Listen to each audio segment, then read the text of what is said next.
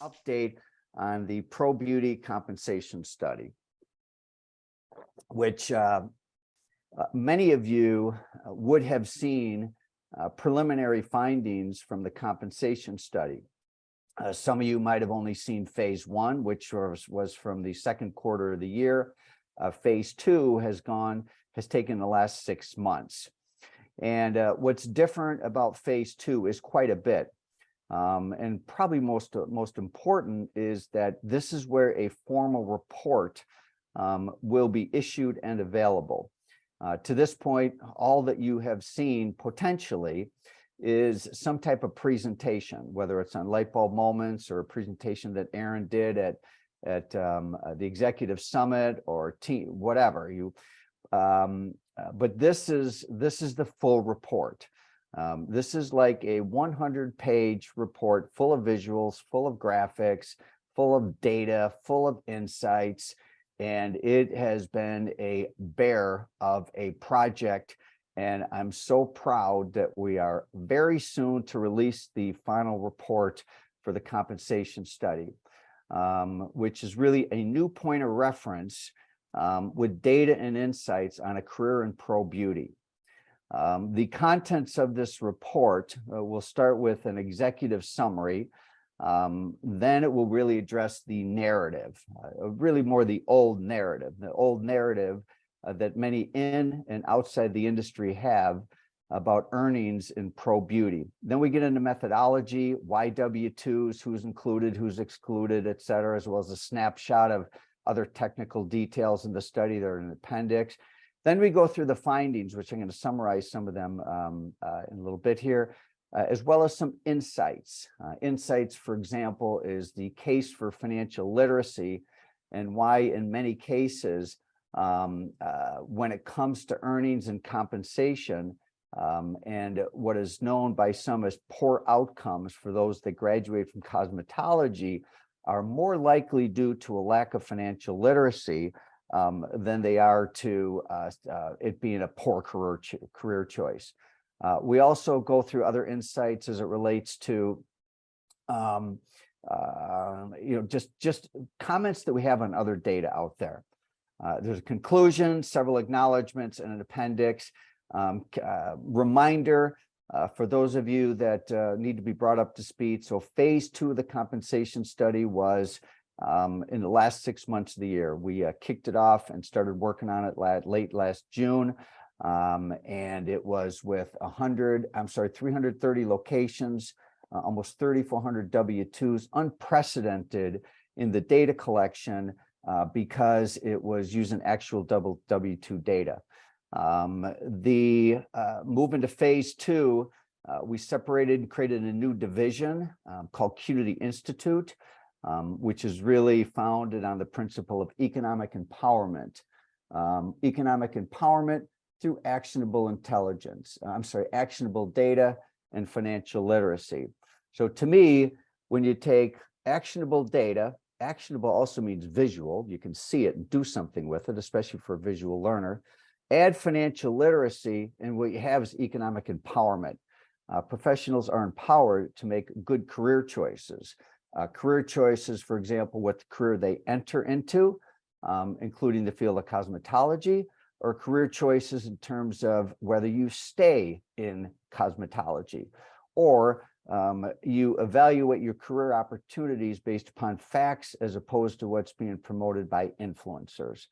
Anyway, phase 2, we also outsourced the data submission to Lightheart Sanders, who really was a partner in collecting the data. It went directly to them.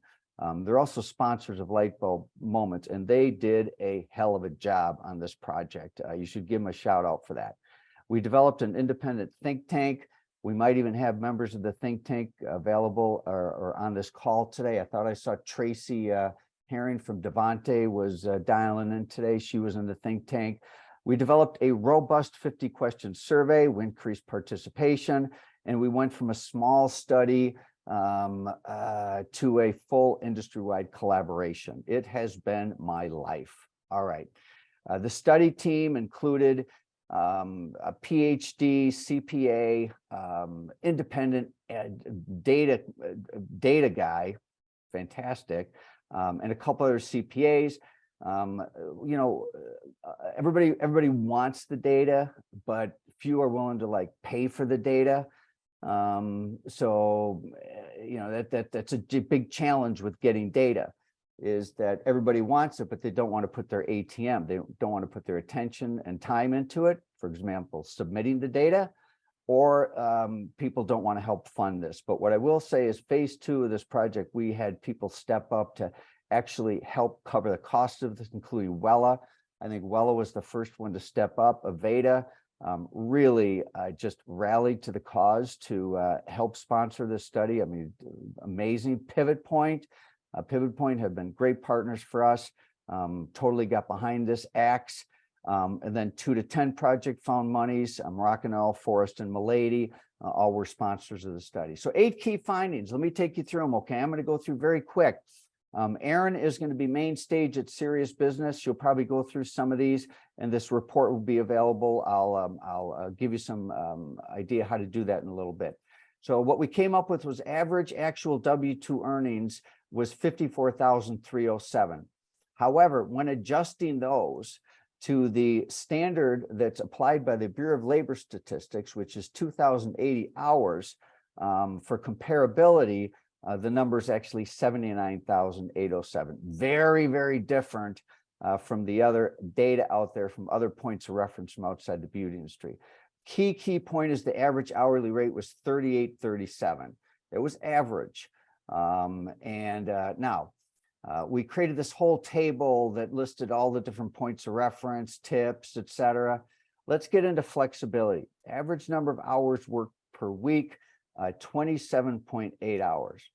99% of employers in the study offered some or total flexibility with their staff. Compare that to other industries, it was 54%. Wow. Benefits, 96% of the businesses in the study. And by the way, if you participated in the study, why don't you put your little name in the chat there, okay? Because we're super grateful. You can't do this without participation. So if you were in the compensation study, submitted data, took the survey, give yourself a little shout out in the chat there. Thank you.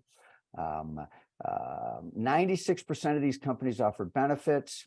And then we broke down benefits as it related to common benefits. And I totally forgot about something, which I'll get to in a moment. Interesting insight is amongst the lowest offered benefits was mental health related and financial wellness.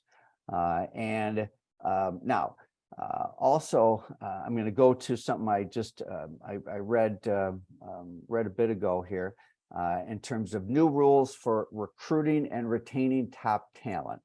The second recommendation, this is an article in Inc. magazine, the second was beef up your benefits. Healthcare benefits remain most important to employees according to the Society for Human Resource Management study. That includes health insurance, telehealth, and mental health. Many of you tuned in, gosh, it must have been 8 weeks ago when we had a guest from Ally Health on, which is tele-mental health and telemedicine. We are help kickstarting Ally Health into the beauty industry, and they will have a booth at Serious Business. It is a super affordable benefit, and they have become sponsors of Lightbulb Moment. Also, Money Pro. One of the reasons we created Money Pro was we felt that was missing as an employee benefit. Back to the study. If you read about a career in cosmetology, what you'll find on the Bureau of Labor Statistics occupational outlook, it says for cosmetology, no training. However, 90% of those in the study offered new hire training. 89% contribute to the cost of outside education, and we have other data around it. By the way, this is just a summary of some of the report. I've purposely tried to keep this brief. I'm not covering everything. Each section I'm going through, we have deeper findings, et cetera, but I'm just giving you the high points. The study really, the data that we were collecting for the study was primarily compensation related. However, we did have some questions on ownership demographics. And there's much deeper studies on inclusion. But we did report some findings that, including that 89% of these businesses were owned by or had female ownership, and other metrics around that. Janet Williams was part of our think tank, and she really helped us with developing the questions to ask, as well as some of the analysis around that. Possibilities. We also found that 76% of the business owners surveyed are cosmetology graduates, suggesting that cosmetology may spur entrepreneurship for some graduate. 74% of the business owners surveyed founded their businesses, which means 26% did not. And if I am a betting man, I'm going to guess that given the number of businesses that are owned by baby boomers who are moving into a transition point in life, I have a feeling that these numbers are going to change. I think we're going to see a lot more business transitions, and I think it's really exciting. And I want to watch this figure in future years to see what changes. But it's really cool to see the emerging owners come into the industry. Now, a little teaser here. As it relates to transition planning, I don't really practice in transition planning advisory work anymore. However, there may be some upcoming education opportunities that would relate with a current owner and a potential key employer family member that is thinking about becoming an owner. We did a program, it was 3 years ago. It was called an Emerging Owners Workshop, and we're considering, it was a sellout. I mean, it was attended by owners and key employees. So it was really pre-transition education. So anyway, if you have an interest in that, let us know. We may actually offer a workshop at the Phil in partnership with some others. We also got into the subject of return on investment. And this was a very interesting finding, is between 4 to 6 year payback period on student loans, using the average amount of student loan debt borrowed and then earnings, as well as how much of their earnings they decide to put to debt repayments. This is a very favorable finding as it relates to a payback. And honestly, I don't know that I've really seen data like this ever before. I've always been curious. We all know that a 4-year school costs more and takes longer, duh. We also know that a career college is less expensive and shorter, duh. But measuring it, and we do use an example and a story in the report about an individual that was compared to her 2 siblings. She will be, she'll have her debt paid off, and she will be making 6 figures while her 2 siblings are still in school. Anyway, that's a favorable career. And then finally, we got into a question that we put under the terminology of what's one thing you wish the world knew about the professional beauty industry. And, it was the quotes were just rich, wonderful, recession proof, love what we do. It's not a fallback career, unlimited earnings potential, et cetera, et cetera. So anyway, that is a snapshot of just a small fraction of the report, and it will be done next week. You'll also find out, for those of you that were in the study, it's pretty easy how you're going to get the report. We're going to send directly to everybody that participated the way to actually get the report, with an option to have it printed. And then for those that, for the sponsors, we're providing codes to our sponsors for their customers to access the report.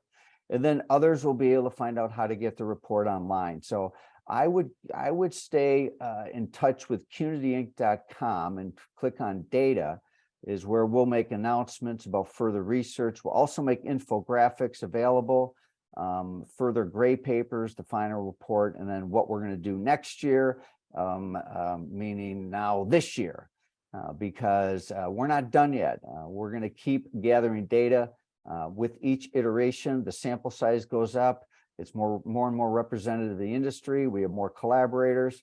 And ultimately, I'm very, very hopeful that this type of information will have a tsunami effect in changing the narrative about what a career in beauty looks like from a compensation standpoint, understanding that compensation is not just your paycheck. Compensation includes benefits, training, et cetera, et cetera. Super excited about this research. A lot of people to thank. I haven't seen who's on the chat or who's on the call, but I know that many of you were very instrumental in making this data happen. And I think it is so important.